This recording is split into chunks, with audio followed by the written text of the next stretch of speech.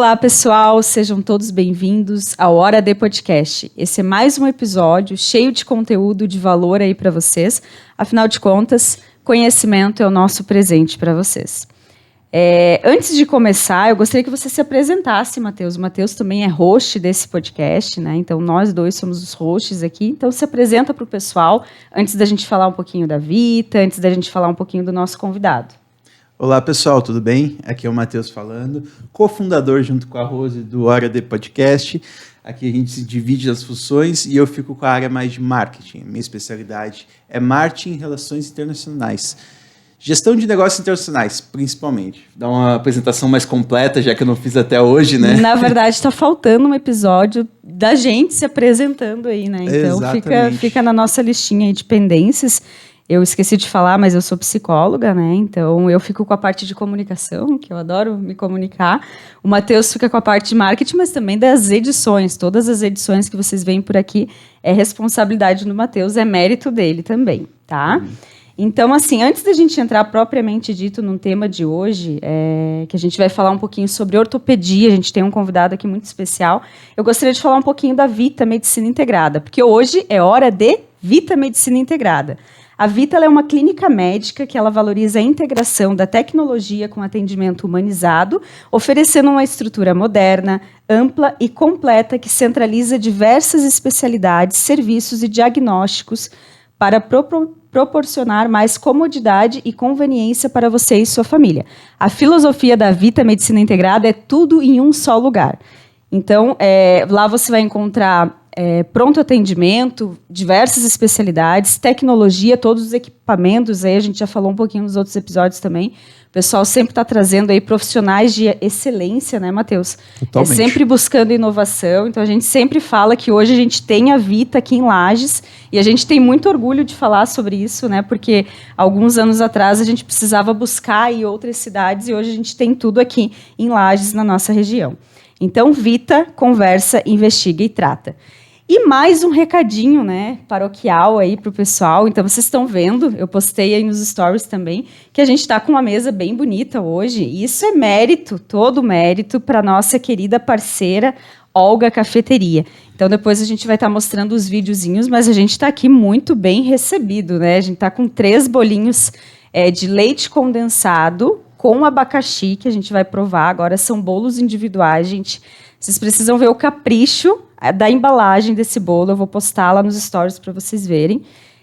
Acompanhando aí um espumante, porque eu pesquisei na internet para ver o que harmonizava com esse bolinho aqui da Mari. Então, assim, a gente pesquisou e a gente esse bolinho e esse espumante vai nos acompanhar no episódio de hoje. Vai ser até difícil falar, de tanto que eu vou ficar comendo esse bolo aqui. Exatamente. E um recadinho que a Mari mandou para nós é que esse bolo está disponível para presentear no Dia dos Pais. Então, o Dia dos Pais está chegando e você pode adquirir, né, fazer a sua encomenda e entregar para o seu pai. Olha que lindo que fica esse presente, né? De repente, acompanhando alguma outra coisa. E ele vem nessa caixinha aqui. Depois eu vou estar postando lá para vocês também, ó. Então, assim, gente, ele vem bem fechadinho. Você viu, né, Matheus, a embalagem dele? Ele vem bem fechadinho, assim, então não tem perigo de cair, de vazar, nada. Então, assim, eu fiquei impressionada com a embalagem e com a decoração também. Sim, veio até com uma flor de lavanda, né? Umas florzinhas, um lacinho. É coisa da Olga Cafeteria, né? A gente já conhece mais ou menos nível, né? A qualidade lá deles. Então, muito obrigada, né? Nossos agradecimentos especiais à Mari e à Olga Cafeteria. Matheus, sobre o que a gente vai falar hoje? Hoje a gente tem um tema que é um tema que eu gosto sempre de dar uma dica sobre o tema, né? Antes de falar o que é o tema. E hoje a minha dica sobre o tema é um tema que a gente sempre está usando, sempre precisa, principalmente quem faz esporte, mas a gente não dá muita atenção, que é ortopedia. E com ortopedia a gente tem um convidado muito especial, que é o Dr. Nassim Nassif Filho. Doutor, gostaria de se apresentar? Bom, primeiramente, boa noite a vocês, Rose, Matheus, obrigado pelo convite.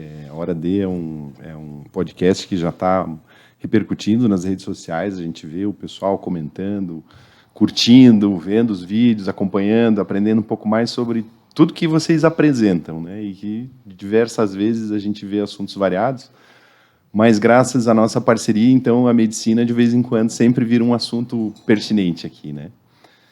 Bom, me apresentando assim, rapidamente, né, eu nasci em Nacife Filho, sou lagiano, nasci aqui, me formei até o 3º grau aqui na cidade de Lages, e depois disso, no meu tempo não havia ainda faculdade de medicina aqui, havia necessidade de se buscar fora, né?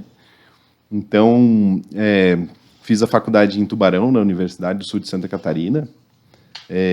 Depois dessa formação, que são 6 anos, passei na residência médica em ortopedia e acabei indo para o Hospital Regional de São José, em Florianópolis. Lá daí são mais 3 anos de formação e assim lá se vão 10 anos para você chegar na especialidade que você deseja, né? Porque são 6 de faculdade, 3 de ortopedia, mais 1 ano de pé, fora todos os cursos e todas as necessidades que a gente tem de se especializar, né? Se manter atualizado e aí são muitos anos dedicados à medicina, né? Buscando sempre um aprimoramento. Basicamente, a minha apresentação seria essa. Atualmente, eu trabalho unicamente, quase que exclusivamente na Clínica Vita. Claro que cirurgias lá, como não são realizadas, ainda, né? Não podemos dizer que isso não é um projeto, uma ambição futura, mas de momento ainda não. Então, seriam essas as minhas faltas lá. Senão, sempre presente, sempre participando. É um lugar onde todo mundo gosta de estar, né? Tanto quem trabalha quanto quem consulta. Isso é uma percepção que a gente tem no dia a dia e cada vez mais a gente percebe isso na comunidade, né? É isso mesmo. Seja muito bem-vindo, então, Dr. Nassim, ao nosso podcast, né, a Hora D Podcast. A gente fica muito feliz pelo seu feedback e eu estava até refletindo hoje sobre isso, né? O Dr. Nassim, ele já brevemente apresentou ali que, além da medicina, que tem as suas especialidades, a gente sempre fica impressionado com o tanto de anos que vocês estudam, né? E eu tenho certeza que continuam se atualizando. Mas dentro da ortopedia também se ramifica, né? Tem várias áreas de atuação e você atua na área de pés e tornozelos, é isso mesmo? Exatamente, Rose. Dentro da ortopedia se divide. Antigamente não havia tanto essa divisão, até por uma demanda pequena que haviam de especialistas nas áreas, né? Nós tínhamos especialistas em ortopedia que basicamente faziam 1 ano ou 2 de cirurgia e saíam para o mercado de trabalho com a necessidade de suprir as demandas que existiam. Posteriormente se fez a especialização em ortopedia, mais 3 anos, e aí depois disso ainda se viu a necessidade de subdividir, porque as áreas elas vão tendo cada vez mais complexidade em suas doenças e nos tratamentos que são descobertos, acaba gerando subespecialidades ainda. Então, dentro das subespecialidades, em grandes centros, como, por exemplo, em São Paulo, onde fiz a minha especialização, haviam especialistas que eram de uma parte do pé e especialistas que eram, por exemplo, do antepé, da parte da frente do pé. Então, tinha especialista de tornozelo e tinha especialista só de dedos. Então, cada vez mais se subdivide as áreas da ortopedia. Que interessante isso, né? Para a gente entender também, já começar a conhecer um pouquinho mais desse assunto, que como o Matheus comentou, e a gente... eu vinha refletindo isso, pensando, né? Dei uma pesquisada no tema também, e eu estou muito feliz com o resultado dos nossos conteúdos aqui, porque a gente está trazendo tanta coisa diferente, os assuntos eles são diferentes, a gente vai aprendendo, a gente vai pesquisando, e hoje eu me dei conta, né, o quanto às vezes a gente esquece dos pés e tornozelos e o quanto eles são importantes para nós. Afinal de contas, os pés carregam todo o nosso corpo, né, todo esse peso, aí, enfim. Então, quando a gente também está acima do peso ou qualquer situação assim, eles são os primeiros a sentir. E eu também refletia o quanto às vezes a gente machuca alguma coisinha no pé, né, sei lá, um calinho ali, uma unha, alguma coisa, o quanto isso já nos incomoda, né? Então, é muito interessante e é muito importante o que nós vamos falar hoje. Eu espero que vocês, assistindo esse conteúdo, também tenham essa explosão aí que eu tive de reflexões, porque o intuito aqui é trazer conhecimento, mas não meramente por trazer o conhecimento, mas que as pessoas consigam aplicar isso na prática, consigam melhorar o estilo de vida, consigam buscar os médicos, né, os especialistas, antes de acontecer algum problema. A gente fala muito aqui de prevenção. Então, esse é o nosso intuito, né, dentro do Hora de Podcast. E, Rose, eu acho que além das pessoas entenderem o que a gente está querendo trazer com esse tema, eu acho que vai mudar até a forma das pessoas investirem em coisas. Mas isso a gente vai falar daqui a pouquinho. Agora, eu acho que a gente vai começar abrangendo o todo e a gente vai cada vez mais funilando no tema. Então, a gente vai trazer aqui coisas mais abertas e a gente vai deixando mais centralizado essa conversa nossa com o doutor. Mas, primeiro de tudo, Rose, tem uma coisa muito interessante, que é a história da Vita vinculada ao doutor. Isso mesmo. Doutor Nassim, então a gente já sabe, a gente já conversou um pouquinho no nosso primeiro episódio, onde o doutor Marcelo e o doutor Paulo, que são dois dos fundadores, né, do grupo de fundadores aí da Vita Medicina Integrada, já citaram, né, inclusive o nome do doutor Nassim. Então, se você puder falar um pouquinho dessa tua história e como um dos fundadores também da Vita, que eu acho que é bacana a gente ouvir também, né, essa tua perspectiva, doutor Nassim. Sim, a Vita, basicamente, ela nasceu de uma necessidade, vou dizer para ti, de estacionamento. É uma coisa que parece meio... Como assim? Eu não conhecia essa história. Parece uma bobagem, mas nós trabalhávamos numa clínica, que é a Hortus, antigamente, e a clínica tinha um problema muito sério de estacionamento, que ela ficava na João de Castro, e tinham 3 vagas na frente para estacionar, e a rua ali é movimentadíssima, né? Depois surgiu até um estacionamento ali próximo, que ajudou a gente bastante pelos últimos anos. Mas, por fim, havia uma demanda muito grande de pacientes, havia um giro muito grande de pacientes, e eles reclamavam demais que não tinham onde estacionar. E aí nós começamos, puxa, a gente precisa de um espaço maior, a gente precisa de um lugar onde está, né? É o básico de, que diz ainda o sócio, o doutor Paulo Ribeiro, ele diz que não existe shopping sem estacionamento, não existe comércio sem estacionamento. Não tem como você querer estabelecer um padrão e sem ter a possibilidade de estacionamento. Então, o problema começou assim, e daí ele foi ganhando uma proporção de outras necessidades que a gente observou que a cidade tinha. Sempre inicia com uma dor, né, doutor? Assim, e o problema nosso inicial era esse. E aí, então, observando que haviam poucos lugares próximos ao centro que tinham estacionamento, a gente viu, bom, então a gente vai ter que construir um edifício e botar estacionamento. Mas seria um desperdício a gente fazer isso e querer uma exclusividade em cima de uma estrutura dessa, sabendo que a cidade precisa de muito mais do que isso. A cidade precisa de atendimento, a cidade precisa de o seu familiar está tendo uma necessidade, você ir num lugar onde você se sinta seguro, onde você tem uma estrutura limpa, adequada, com uma boa recepção, com carinho, com atenção. Então, precisava de alguma coisa nesse sentido. Seria, então, muito egoísta da nossa parte querer construir um empreendimento pensado só na ortopedia. Então, vimos essa necessidade, buscamos as pessoas no mercado, observamos clínicas que nos deram know-how, que foram exemplos para a gente, como a Provida, em Tubarão. Ela é bastante citada porque seguimos basicamente a consultoria que o diretor de lá nos forneceu nos primeiros anos. Então, ele nos mostrou que se tornava um cenário muito viável. A Provida, lá em Tubarão, ela é uma clínica de muito sucesso. Aqui, a Vita já se mostrou uma clínica de muito sucesso, diferente de lá, que cresceu pequenininho, com uma clínica de pediatras. Aqui a gente cresceu grande, a gente já veio para o mercado com o que tem de mais moderno, a gente tem ressonância, tomografia. As pessoas não fazem nem ideia de tudo que nós temos de tecnologia investida lá dentro. Nós temos gerador próprio, nós temos produção própria de energia elétrica. São coisas que não aparecem aos olhos, mas estão lá dentro, estão investidas lá dentro, né? Então, a clínica quase que se autossustenta por detalhes, né? Que, claro, que captação de água é uma coisa inviável, então, por resto é assim. Só se ficar do lado de um rio para captar água. E ainda tem purificação, não rola, né? Não dá, né? A água da chuva ela é inviável.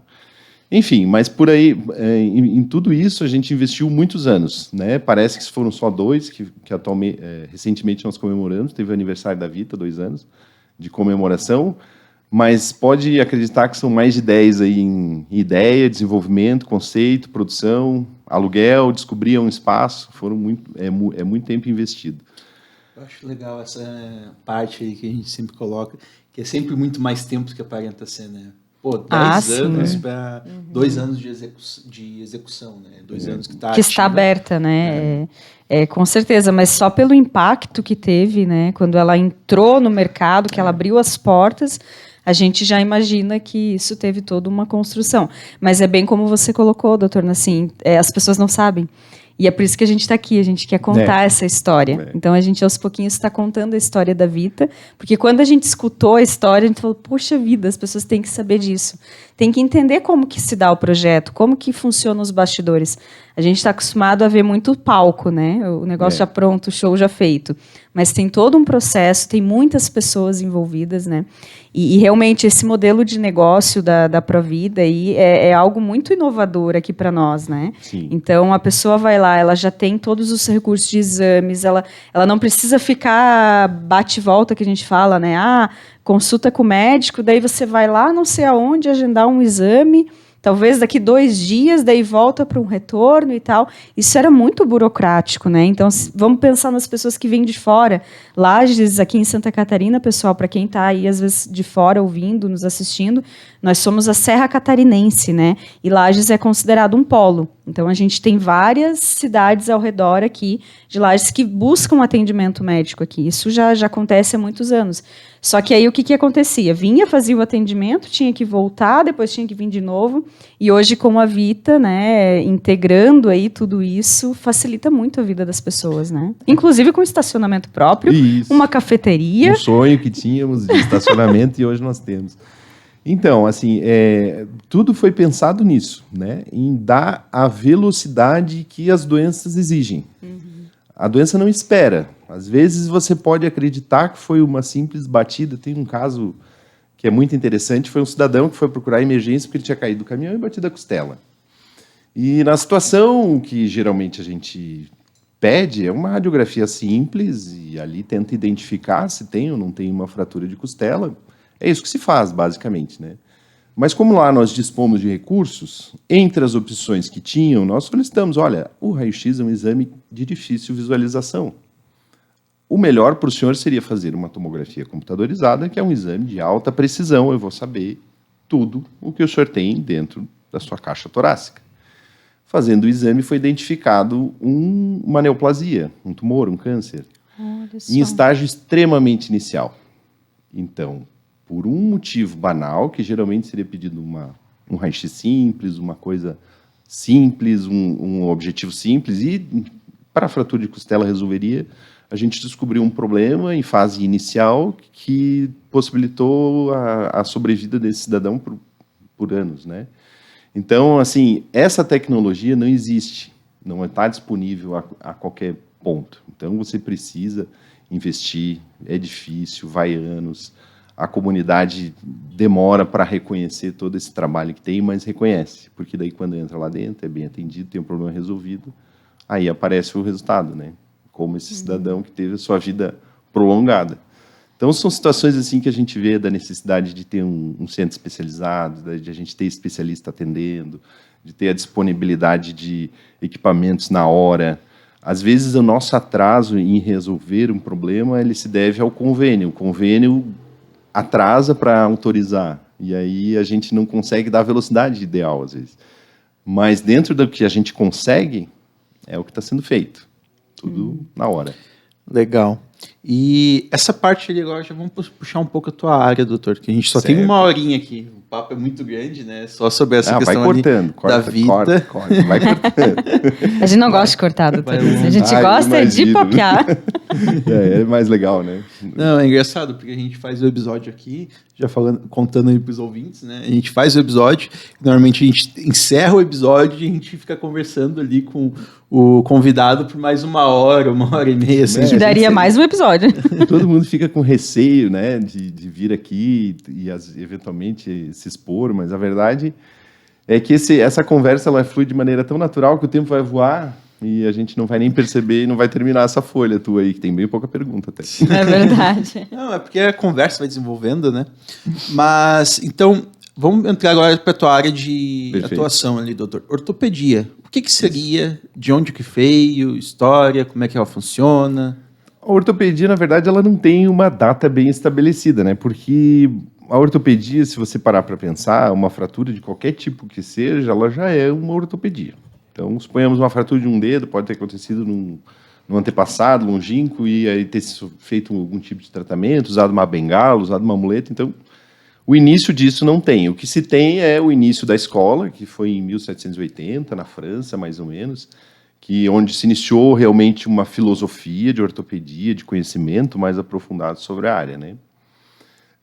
Um fato muito interessante que existe na ortopedia, e isso foi uma coisa que a gente conversou anteriormente a esse podcast, que foi a descoberta da humanidade, né? Que existe uma pesquisadora, antropóloga, que uma vez questionada sobre quando que ela consideraria o início da humanidade, ela considerou um ato ortopédico como sendo esse início, que foi uma fratura de fêmur encontrada numa escavação de mais de 15 mil anos.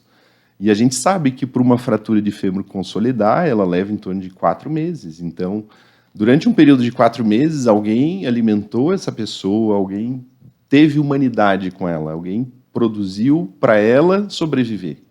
E isso a gente não vai encontrar na natureza, né? Os animais, eles não favorecem um ao outro mediante uma doença. Eles geralmente abandonam ou até outras situações podem acontecer. Então, ali foi considerado por uma antropóloga o primeiro sinal de humanidade seria esse ato ortopédico. E por aí vai, Grécia Antiga, história, e aí a história é muito longa. Como eu disse, a ortopedia é o aparelho locomotor. O primeiro problema que a pessoa pode ter em não conseguir sobreviver é não conseguir chegar em algum lugar. Então, isso é fato, né? Então, isso é difícil pontualizar. E dentro da ortopedia, como a gente conversou anteriormente, a minha especialidade de cirurgia de pé e tornozelo, essa especialidade já é um pouco mais recente, né? Então, ela nem é uma especialidade médica, ela é uma subespecialidade, então o CRM não a reconhece como uma especialidade, ela é reconhecida dentro da especialidade de ortopedia como uma subespecialidade. Então, dentro da cirurgia ortopédica, nós abrangemos praticamente todas as patologias que envolvem o pé, né? Que são doenças muito frequentes, fraturas, esporão, joanete, paroníquia, que é a unha encravada, e aí a gente tem infinitas doenças que acometem o pé em virtude da necessidade dele, né? A gente usa ele todo dia para levantar da cama, para sair, para jogar um futebol, usar um calçado apertado.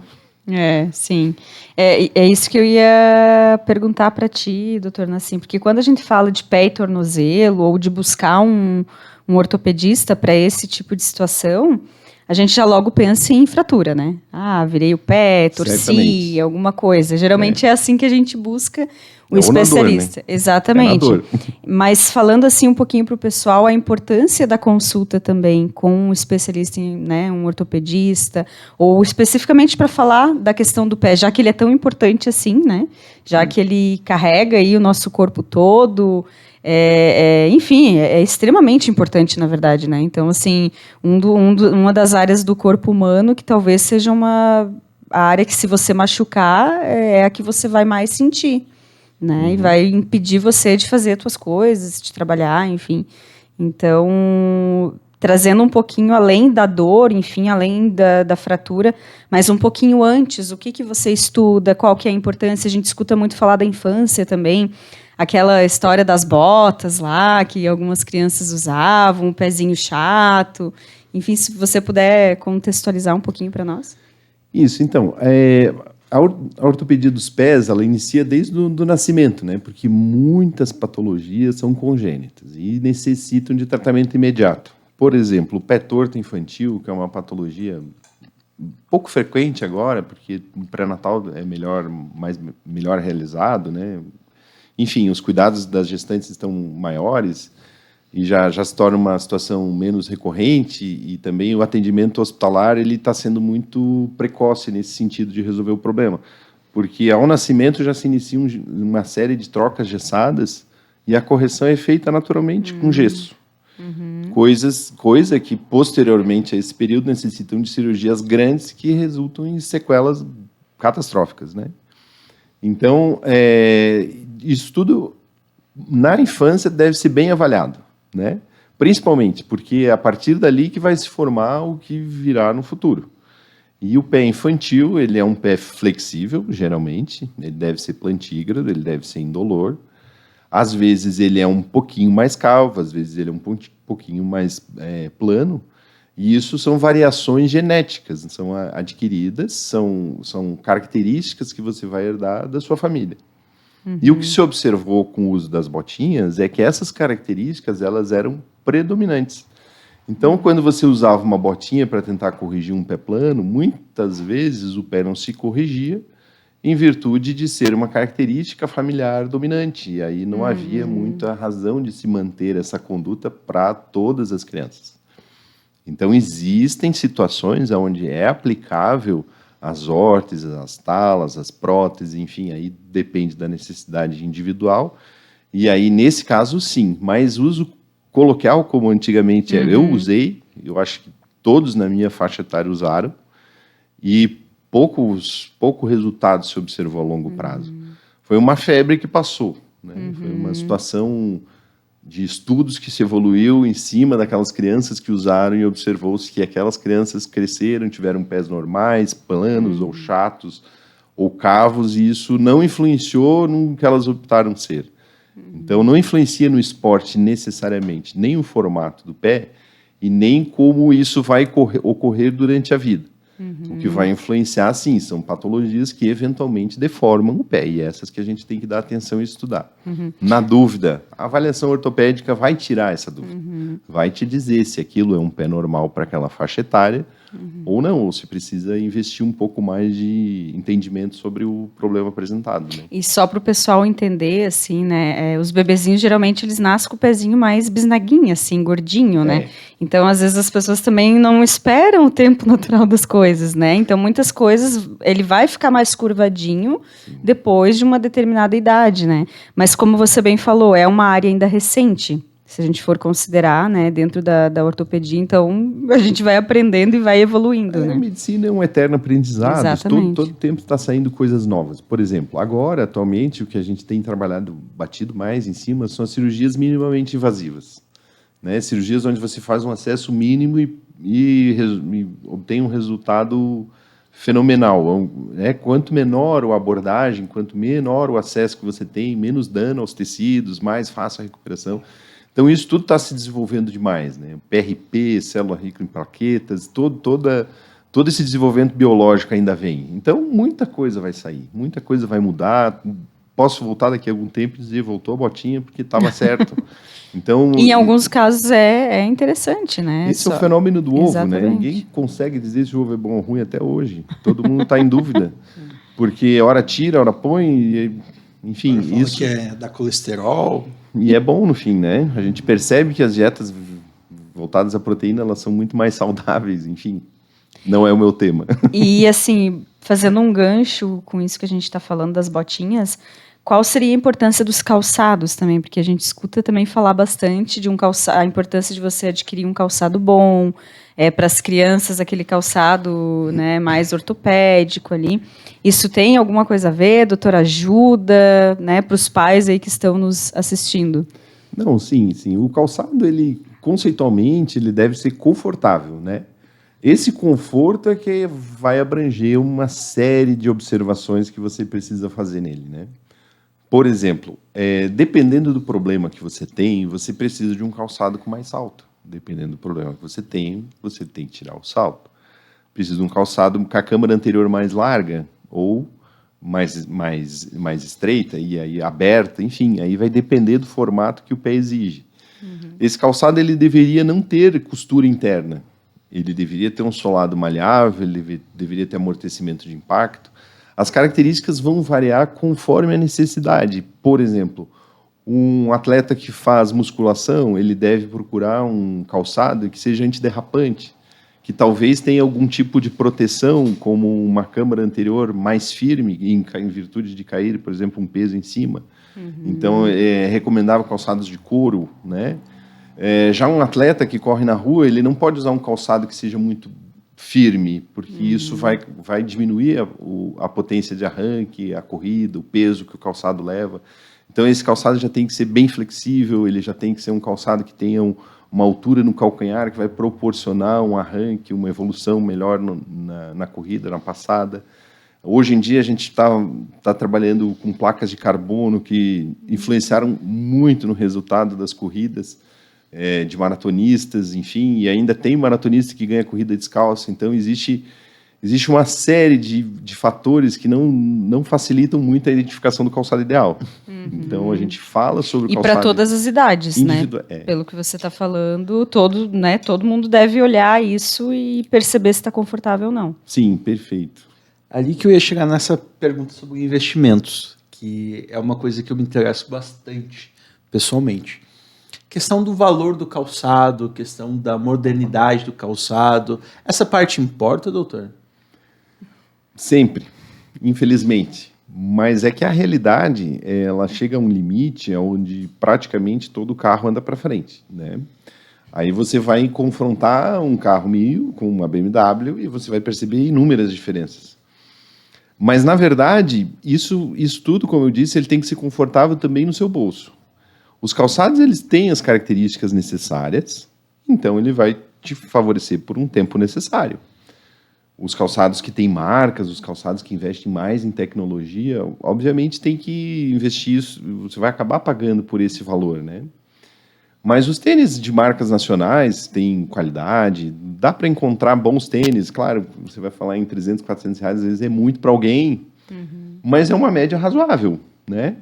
Então dá para encontrar bons tênis. Essa semana ainda meu sobrinho me pediu tênis de corrida, e aí eu pedi para o meu colega, Dr. Alessandro Schwinden, que é triatleta, e com certeza ele tem um conhecimento muito maior de tênis do que eu. Porque eu vou te dizer as características do tênis e vou te dizer, vai com essas características lá na loja e procure um calçado que te agrade também no teu bolso e nas características físicas. Porque, por exemplo, eu não gosto de tênis colorido. Então, para mim, encontrar um tênis dá trabalho. E quando eu encontro, às vezes, não tem tudo que deveria ser um tênis ideal. Aí, por aí vai, entende?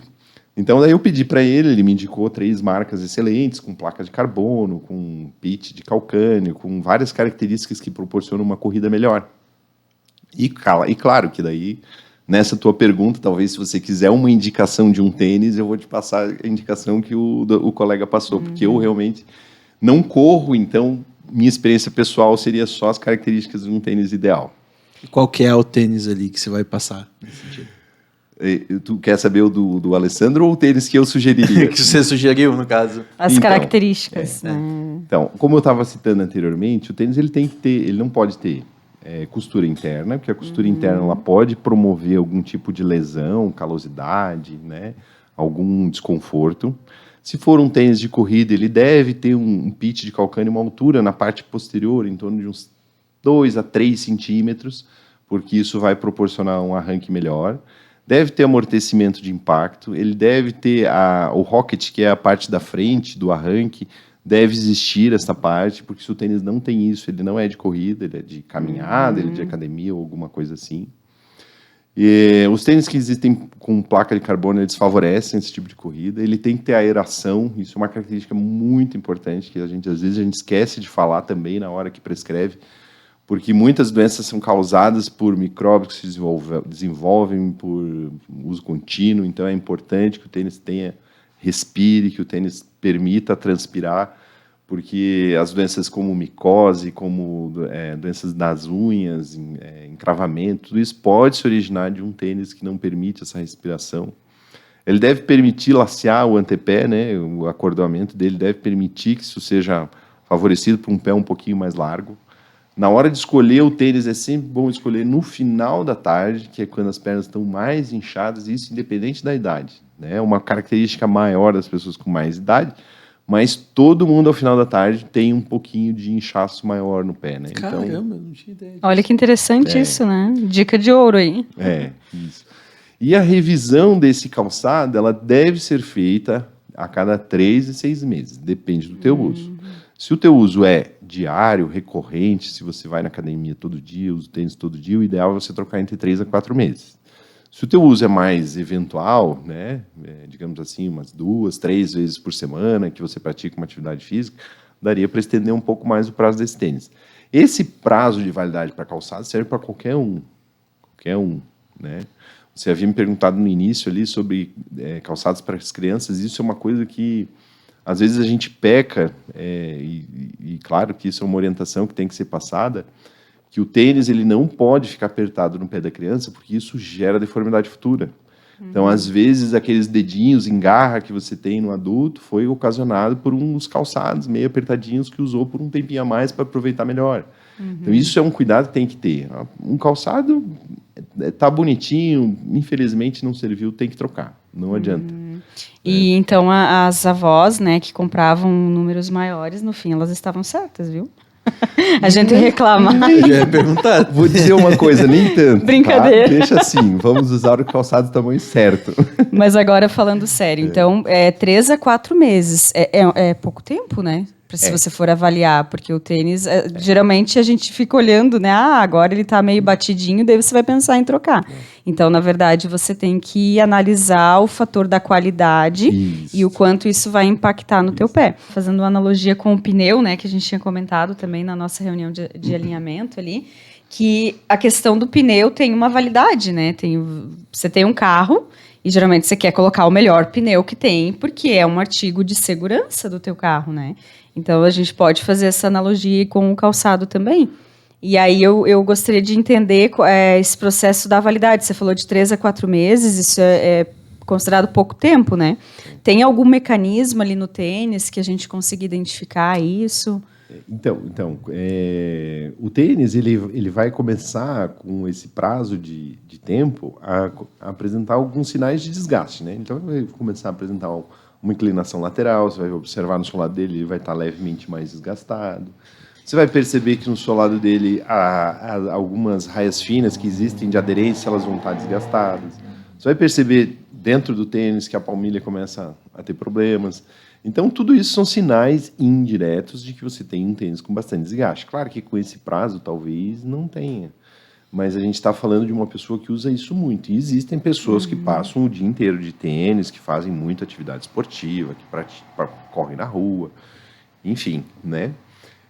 A gente fala nesse prazo principalmente porque se o seu pé apresenta alguma deformação, tipo ele é mais varo, mais valgo, isso quer dizer o calcanhar mais tortinho para um lado, a pisada mais pronada, a pisada mais supinada. Então, se o seu pé tem essa característica, e geralmente o que a gente encontra no mercado é um calçado de pisada neutra, e você vai aumentando o desgaste do calçado, dependendo do lado que você pisa mais, acaba que você vai aumentando a deformidade que o seu pé tem. Por exemplo, se você pisa mais para o lado e o seu tênis gastar mais para um lado, ele vai cada vez pisando mais para o lado, e você vai tendo uma deformidade também no calçado. Isso gera dor. A longo prazo, vai sentindo dor, porque a pisada vai ficando muito torta. Pode gerar um problema futuro mais sério, né? Mais sério. Agora, deixa eu te perguntar, assim, puxando para nós mulheres, né? A questão aí do salto e tudo mais. Mulheres é um problema. Eu vou dizer saltos são vilões, doutor Nassim? Vou falar só do pé. Ai, meu Deus. Tem mais coisa, não é só o salto. É porque eu falei que mulheres é um problema, mas na verdade é uma brincadeira. O problema é que as mulheres, elas, por uma questão social, uma questão de vaidade, uma necessidade, às vezes, até de trabalho, elas são submetidas a calçados que nem sempre são confortáveis. São calçados que têm o bico fino, são calçados que têm o salto mais alto, são calçados, às vezes, que são mais justos que o próprio pé, e que a moda faz a pessoa acabar usando esse tipo de calçado, ou até mesmo, como eu expliquei antes, uma questão de trabalho, né?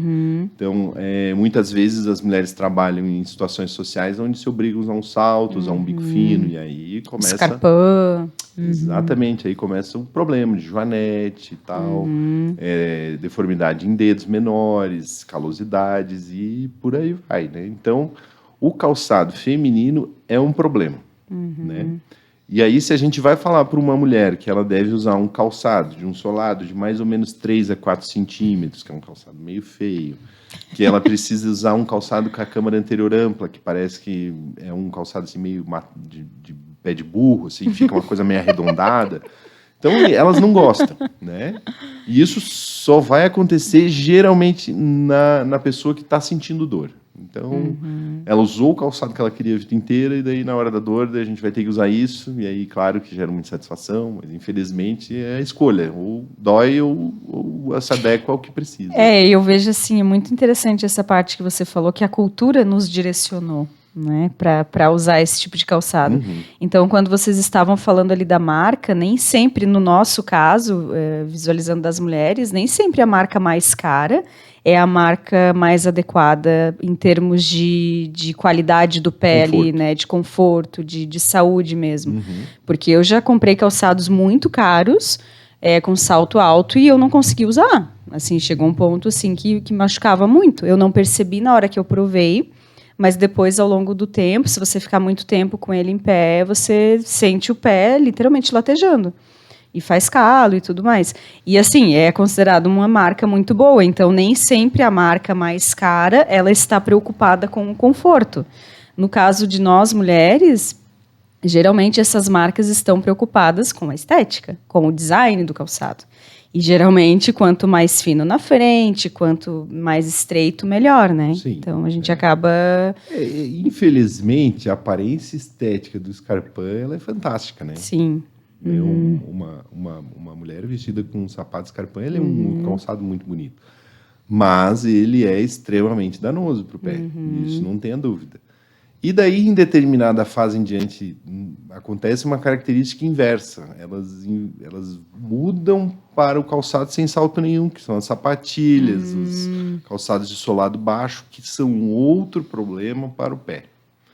Nem 8, nem 80. Então, no calçado baixo, você vai começar a ter problema no calcanhar. Muito impacto. Aí começa a dar tendinite, aí começa a dar faceite, ou esporão de calcânio, e aí vai o problema mudando de direção. Então, a gente encontra, assim, muitas mulheres que a vida inteira usaram salto, e aí chegou um momento em que elas conseguiram, de alguma maneira, parar com isso, mudaram de hábitos, e aí começaram a, talvez pela própria dor que o calçado ocasionou durante a vida toda, mudaram para este. E aí estão encurtadas, ou, enfim, né, mudam de uma coisa... eu sinto bastante dor quando eu uso um calçado com solado muito reto. Eu nunca me adaptei à sapatilha, por exemplo. E a gente percebe que nos tênis, né, eles nunca são retos, né? Eles sempre têm uma ondulação. Que é reto, ali. Dói o pé. Exatamente. Então, O sapatênis é um tênis que machuca muito o calcanhar. Então, assim, o ideal, a gente sempre fala, assim, ó, o ideal é um salto em torno de 3 a 4 centímetros. Essa é uma altura razoável para um calçado social, para um calçado feminino. Então, ele tem uma altura razoável para o encurtamento que eventualmente você tem. Enfim, claro, o calçado ideal depende do que você quer fazer. Mas vamos falar de maneira coloquial. Assim, eu queria um calçado que não me desse o calcanhar e não me desse o antepé. 3 a 4 centímetros de salto é uma altura razoável pela distribuição de carga que o pé faz daí. E falando agora, entrando um pouquinho ali nas demandas que você recebe no consultório, doutor Nassim, quais são as principais demandas, se você puder explicar para nós? E aí já entrando também nos sintomas disso, o que o pessoal precisa ficar atento? O pé, ele é uma estrutura um pouco complexa, né? Ele tem muitos ossos, tem muitos tendões, tem muitas estruturas nervosas. Ele é tão inervado quanto, existem teorias que dizem que até mais do que a própria mão. Então, em matéria de sensibilidade, na teoria, o pé é mais sensível que a mão. Então, dentro de tudo isso, as patologias são infinitas. Chega até ser trabalhoso conhecer tudo que tem de doença no pé. Então, para começar, a gente falaria assim das duas mais recorrentes, né? Fora as fraturas, que aí a gente está falando de outro mar, né? Que daí é a traumatologia, que é uma parte da ortopedia. Então, dentro da ortopedia, especialidade pé, a gente vai ter com mais frequência o joanete, que é aquela deformidade do dedão, do pé, né? Que ele inclina para o lado ali. E que isso é uma patologia cirúrgica, para ter sua solução só com cirurgia. Métodos convencionais, fisioterapia, elástico, enfim, afastador, nada resolve. E geralmente mais as mulheres, né? E geralmente mais as mulheres, por diversas características genéticas, pelo tipo de calçado. Infelizmente, as mulheres nesse quesito, elas acabam se dando mal.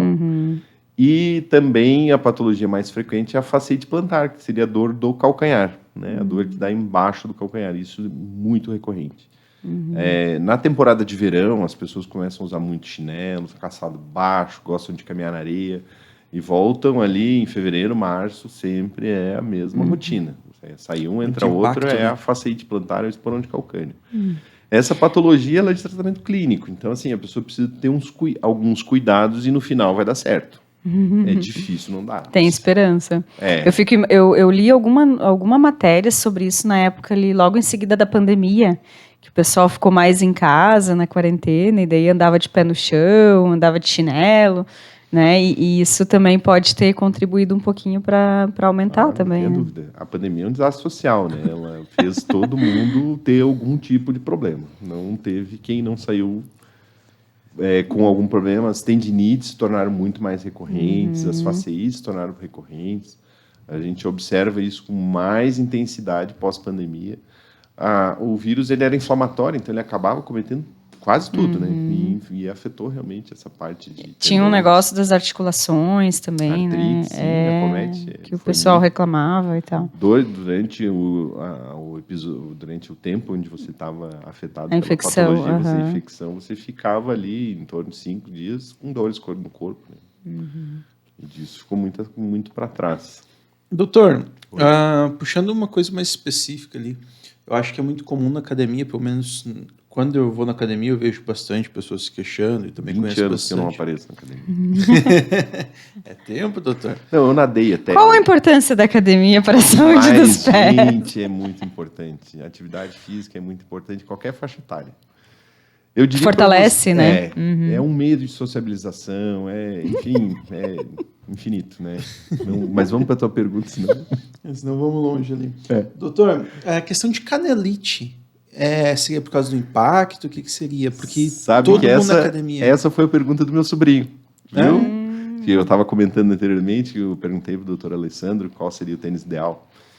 Então, a canelite, ela é uma dor que acontece na região anterior da perna, de causa...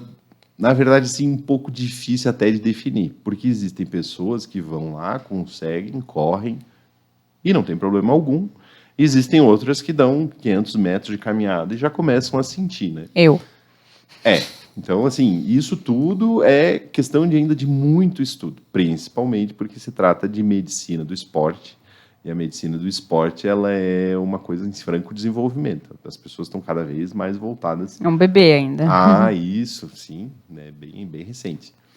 Então, o que se fala sobre a canelite? Ela é uma distribuição de carga meio errada, e isso pode estar relacionado com a pisada, e isso pode estar relacionado também com o tipo de terreno que você está se exercitando.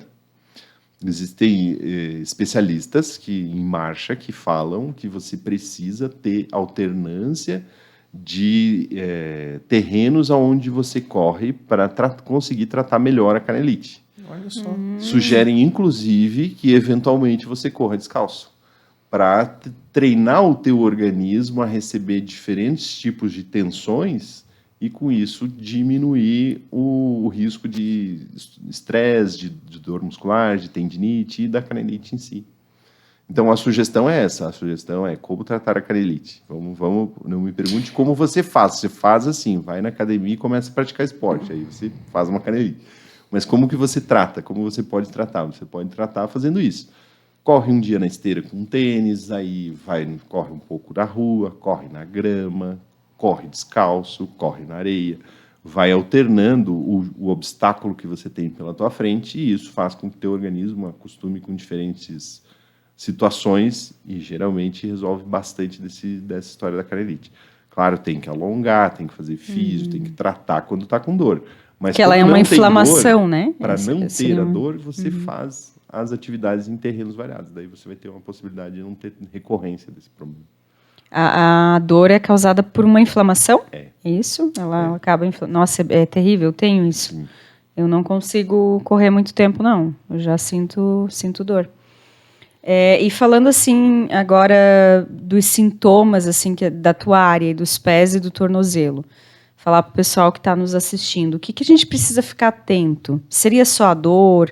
O que mais que a gente precisa avaliar para dizer assim, não, opa, isso é um sinal de alerta, eu preciso buscar um especialista? Olha, nenhuma nem duas vezes eu atendo pessoas no consultório que tinham problemas que a gente sabe que se desenvolveram lá na infância. Eles chegam lá com 40, 50 anos e dizem pra gente assim, doutor, eu senti dor a minha vida inteira, mas eu achei que era normal. Então, às vezes, nem só a dor deve levar a pessoa pro consultório, né? Mas a dor é um sinal clássico de que existe algum problema acontecendo. Esse problema geralmente é transitório, né? A gente sabe que muitas patologias, como as tendinites e as faceites, enfim, as neurites, aí vai, né? Bursite, tem tudo vira uma ite. Mas essas patologias geralmente são transitórias, elas costumam ter um quadro sustentado, resolutivo, vai dar um período e passa. Então, assim, o que eu diria para as pessoas que eventualmente tenham alguma queixa? Sentiu dor, procure. O médico vai te dizer, isso é normal, isso não é normal. Não ficou contente com a resposta, procure de novo. Eu não aceito para mim uma resposta que não me convenceu. Então, eu sempre sugiro, busque uma nova alternativa. Às vezes, o conhecimento que foi aplicado naquele momento não era o que ela precisava. Sim. Entre as causas que você pode buscar é uma deformação no teu pé, uma deformação que você observa no seu calçado, um movimento que você não consegue realizar eventualmente na academia, eventualmente não consegue agachar.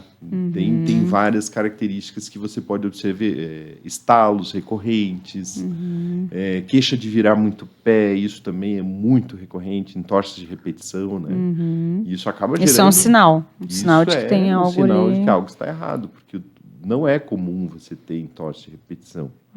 Isso pode ser por causa do seu pé, pode ser normal, também pode ser normal, mas tem que ser avaliado, porque pode estar ocorrendo algum desequilíbrio de transmissão de força e isso está causando danos dentro da cartilagem do pé e tornozelo e ser reversível. Então, deve ser dada a atenção que merece. Rose, uma coisa engraçada, a gente entrevista as pessoas aqui para a gente mandar a informação para o nosso público, né, para o pessoal ali de casa que está assistindo, a gente entrevista várias pessoas. E eu vou te dizer que eu já estou querendo fazer uma consulta, porque o meu calçado já está um pouco mais desgasta de um lado e já estou começando a ficar preocupado e quero já marcar uma consulta com o doutor justamente por causa disso, sabia? E até para avaliar, né, diante da importância dos nossos pés. Exato. Eu vou bater muito nessa tecla porque, assim, deu um... né? A gente, às vezes, não dá a devida importância para eles. E os coitados, né? Meu Deus, sustenta você todo dia. Qual é o tratamento que você está dando para os seus pés?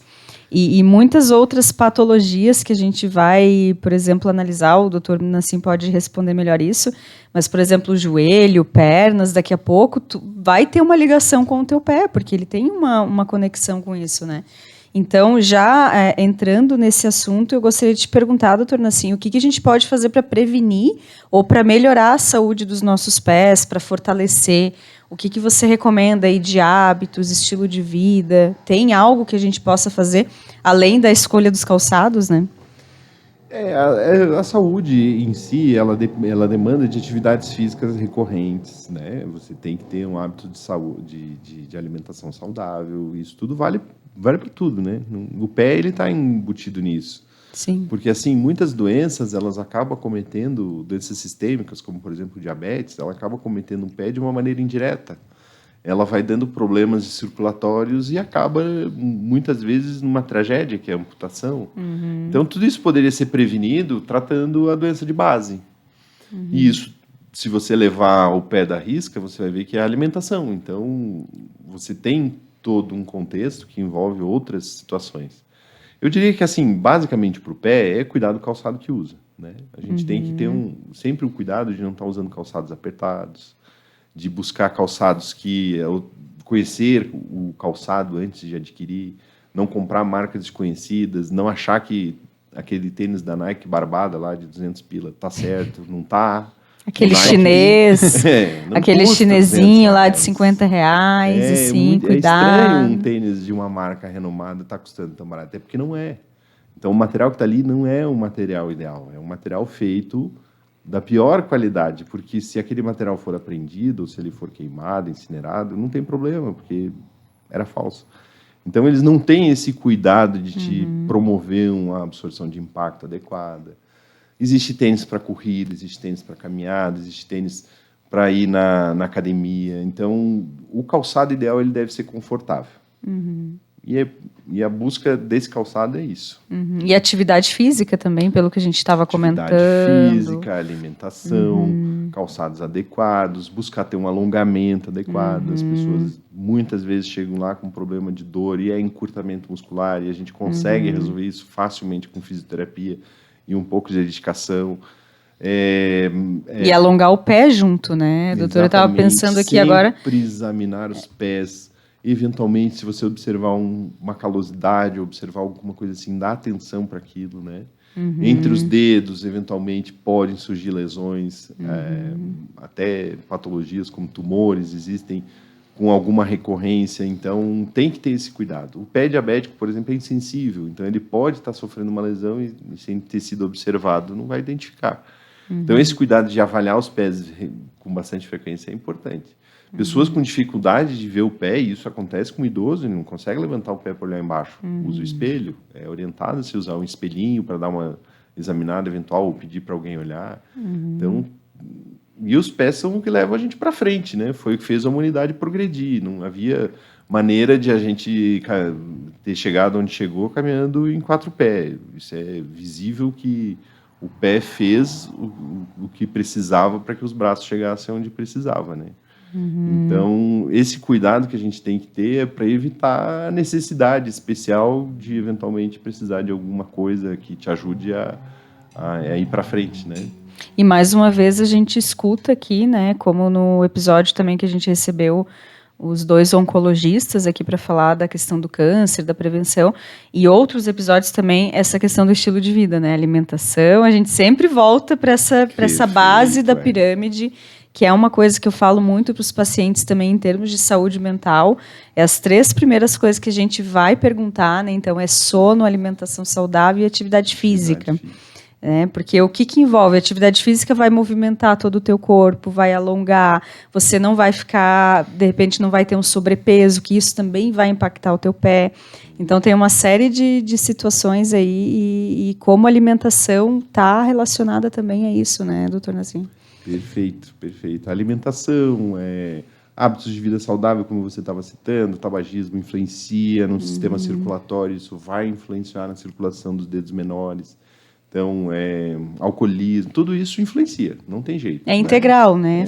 Faz integral. Parte do todo. É claro que a gente não precisa pensar também que para sobreviver por um período mais longo, você precisa levar uma vida altamente regrada, mas você tem que ter cuidado nas escolhas que você faz, porque elas vão repercutir em algum resultado. Os excessos, a frequência disso, né? Com certeza. Tem uma diferença entre você beber esporadicamente, de vez em quando, ou você beber todos os dias, né? Então tem essa diferença. É comprovada a eficácia de uma taça de vinho ao jantar, por exemplo. Exatamente. Então, quer dizer, o consumo de determinada quantidade, ela é salutar, mas tem que ser observado sempre o limite de tudo, né? Exatamente. É isso mas aí. Uma coisa a gente não se escapa, que é comer bem e fazer esporte. Isso todo mundo tem que fazer. E o sono, muito importante também. Eu acho que o sono é até uma consequência, né? Se você trabalha direito, come bem e faz exercício, é impossível você não dormir bem. Porque senão você não dá conta. Tem que observar, né? Já nos encaminhando aí para o final do nosso episódio aqui, doutor Nassim.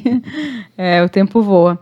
Quais são as suas considerações finais? Convida o pessoal também para conhecer a Vita. O que tu quer deixar de mensagem do dia de hoje? A primeira mensagem que eu quero deixar é um agradecimento a vocês 2 pela oportunidade que vocês estão dando.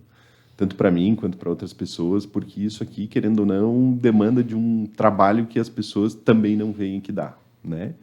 Então, esse agradecimento em especial pela dedicação de vocês em estar ajudando a gente a mostrar nosso trabalho, que muitas vezes a gente fica limitado a 4 paredes do consultório. Os pacientes sempre, enfim, se mostram satisfeitos com o que a gente faz, mas a gente não consegue levar isso na grande massa. A gente fica limitado a isso. Então, agradecimento a Rose e ao Matheus pela oportunidade. E segundo agradecimento tem que fazer para a minha família, né, que é indispensável na vida da gente, a gente ter uma família que agregue, que te traga tranquilidade, que te faça bem. Então, isso eu tenho que agradecer também. A Ana, o Lucas, meus filhos, que fazem parte disso, a Mari, que todo mundo já conhece, que trabalha em prol agora também da Vita, querendo ou não, né? Que ela toca a Olga Cafeteria. Para quem não sabe, a Mari é a esposa do Dr. Nassim. Exato. E ela é a responsável por essas belezinhas que a gente está comendo aqui. E assim, eu estava me segurando, mas está muito bom, gente. Eu preciso falar para vocês que, olha, abacaxi com leite condensado, Mari, ó, show. A Mari, na verdade, sempre surpreende, né? Porque, sim, ela é sensacional. Ela não tinha essa característica de culinária, mas ela sempre em casa era sempre tudo muito bom, né? E, assim, ela juntou a fome com a vontade de comer, porque a minha família é de origem alemã e a minha avó, confeiteira, fez curso no Rio de Janeiro, numa época onde nem se saía de Lages. Então, assim, é uma coisa fora, né? Ela foi uma das 2 pessoas de Lages que saiu na década de 40, mais ou menos, para ir fazer um curso de confeitaria no Rio de Janeiro. Coisa que não se faz, né? Inovadora. É a dona Olga, né? Ah, ela é a Olga. Olha só. Exatamente. Que legal saber disso. Então, isso juntou lá o livro de receita de muitos anos e a Mari trazendo coisas novas que surgem, né? Avocado, toast lá é uma delícia. Aquela torrada, né, com abacate é uma delícia aquilo. Então, são coisas novas que vão surgindo. Isso aqui, por exemplo, para mim também é uma novidade. Sim, né? Estamos provando em primeira mão agora. Nossa, eu já terminei quase o meu aqui. Aprovadíssimo. E a gente sempre está tentando, ela sempre está tentando trazer uma coisa nova. Já estou falando era um agradecimento, virou um discurso quase. Não, mas pode ficar fique à vontade. O próximo episódio é com a Mari.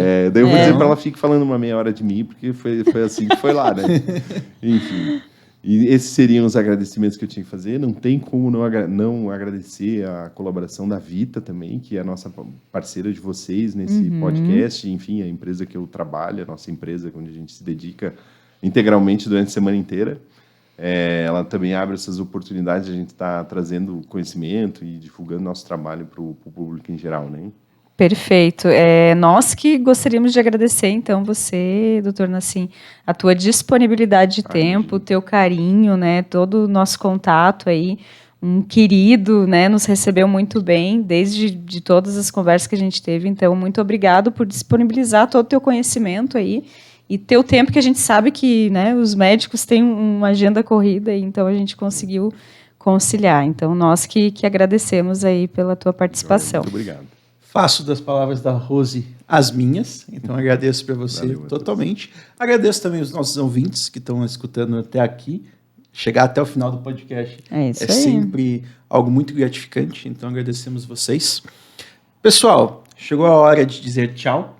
Vou passar agora as redes nossas. @HoraDePodcast. Só entrar lá, vocês vão entrar pelo Instagram, pelo TikTok e por toda outra rede social. A gente está por tudo. Então é só entrar lá que vocês acham a gente. YouTube também. Spotify. Né? Exatamente. Que são os principais. YouTube e o Spotify é onde está TikTok também. TikTok também. TikTok. A gente só não começou a fazer as dancinhas, mas logo a gente vai se arriscar. Também. Né? Qual é o outro? Tem também? A gente está entrando em Kawaii. Aguardem, LinkedIn, daqui a pouco a gente vai lançar também. Mas as principais hoje seria o YouTube para vocês assistirem em vídeo e o Spotify para ouvirem, né? Doutor Nassim, tu quer passar também as tuas redes sociais? A minha rede social, na verdade, o Facebook, eu não entro há milhares de anos. Não sei nem o que tem lá. Infelizmente, às vezes eu entrei e vejo que, eventualmente, algum paciente manda uma mensagem lá. Isso é uma pena, porque eu realmente não frequento, então, às vezes, a resposta demora meses, o que não vale nada a pena. Então, eu tenho Facebook, você pode me encontrar lá, mas o Instagram, atualmente, é um meio mais recorrente de uso, então vai achar lá no Dr. Nassim Nassif. Dr. Nassim já é fácil, não vai só ter... Sim, a gente vai marcar também. Perfeito. Vamos marcar você também. O @ tanto da Vita quanto da Hora D e do Dr. Nassim estão aqui embaixo no Instagram, então vocês podem entrar em contato por ali. Não se esqueçam que agora está aparecendo para vocês o QR Code do site da Vita, então é só entrar em contato lá. Caso vocês queiram marcar uma consulta com o Dr. Nassim também, vocês podem entrar em direto contato com a Vita, que vocês marcam por eles, sem problemas algum. Além disso, agora está aparecendo o QR Code da Olga. Isso aí. A gente tem que gratificar esse bolozinho ali que Tá uma delícia, Agradecimentos especiais. Nossa senhora, que delícia. Eu não achava que abacaxi com doce de leite era tão bom assim. Nossa, surpreendeu bastante. Tá molhadinho, tá muito gostoso. Vale a pena. Ó. Encomendem o de vocês que vale muito a pena. Lembrando, pessoal, que tem na embalagem que é extremamente fofinha também ali pro Dia dos Pais, para presentear pro Dia dos Pais. Tirar uma fotinha depois. É só entrar em contato com a Olga por esse QR Code também, que vocês conseguem isso daí, pessoal. Mais uma vez, obrigado a vocês por terem assistido até aqui. E esse foi mais um episódio de Hora D Podcast. Tchau, pessoal.